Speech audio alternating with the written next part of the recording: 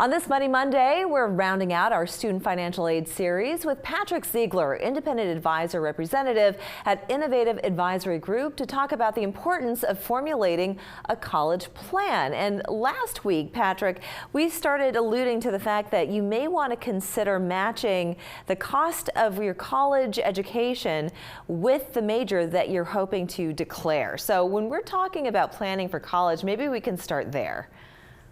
Yeah, it's actually a great point, and I'm glad we're starting off by revisiting this topic of academics. And there's a really strong correlation here to what families often do as early as elementary school. If you think about it, elementary school, middle school, students, families, children, they're tracking their students into certain paths where maybe they have a certain aptitude. They're trying to get their students into what we call PACE programs or advanced programs. They're trying to make sure that their student gets the best educational experience possible. And by the time they get to high school, they're taking those advanced level courses. They're taking AP courses. They're as prepared as possible to take SATs and ACTs. And yet we really don't think about a financing plan for college quite often until the student is looking at schools and they call us at Innovative or a colleague, or they reach out to the financial aid office and say, I don't have any idea how I'm going to pay for this. So first and foremost, to use that academic example, we would say that you should be looking at your financial plan as early as you are looking at your student's academic plan. So if you're already looking at AP courses 4, 5, 6 years down the road, you should also be looking at how you plan to pay for college 4, 5, 6 years down the road. And that means starting early. And what is the percentage of increase year on year as to how much college typically costs? So when I went to college, it certainly isn't what it costs today. So you're looking 10 years down the line. How do you calculate that?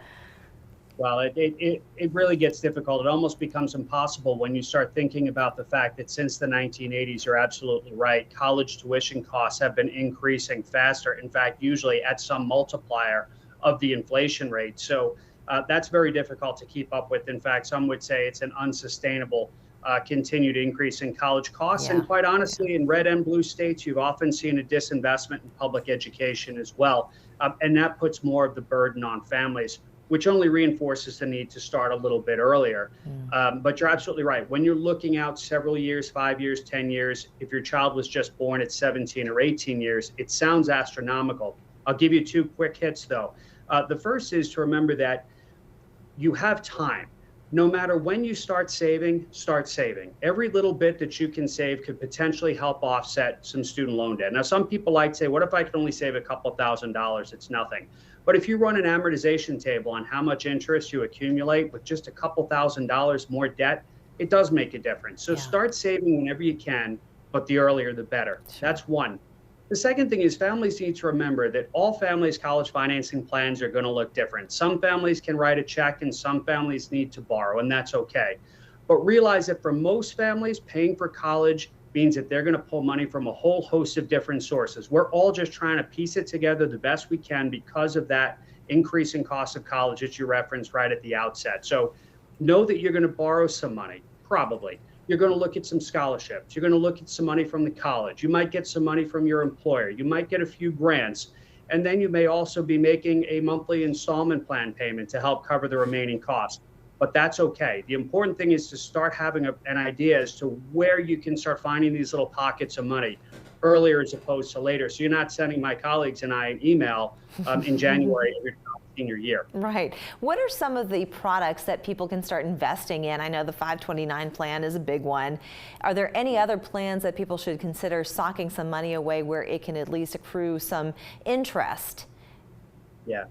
Yeah, it's a great question. And obviously you could simply go with CDs or savings accounts or something that has less risk. I mean, there are financial advisors out there that recommend IRAs because you can draw on some of that money for qualifying expenses. So you want to talk to a financial advisor about that and make sure that you're meeting all of your various financial goals, not only for the short term and the cost of college, but not compromising your retirement. But I'm a big believer in the 529s, and there's now some additional flexibility due to some recent legislation, which allows you to use that 529 money even after the child graduates to help repay some student loan debt in certain instances. So that's another way that you can use those funds if you didn't need them while your child was in college. So I'm a big supporter of the 529. And then there's a variation on the 529 called a 529 prepaid tuition plan. And we certainly have some colleagues that we work with at Innovative that could give additional guidance on that, but different states may offer that program. And you can just look in your individual state to see if that's something you'd like to do. You can look at those programs as well. But 529s for me, that's where we typically direct clients. And if I could, one more quick piece on that. Often 529s, at least here in New York, we have an advisor managed and a self-directed plan. Make sure you look at the types of 529s that are available in your state, because there could be some tax deductions and there could be some lower fees depending on which plan you choose. And of course, any questions, reach out to us. Good point. Patrick, thank you so much for helping us peel back all the layers of student financial aid. We really appreciate it. Thanks for your time. Good to see you. We're back in 2 minutes.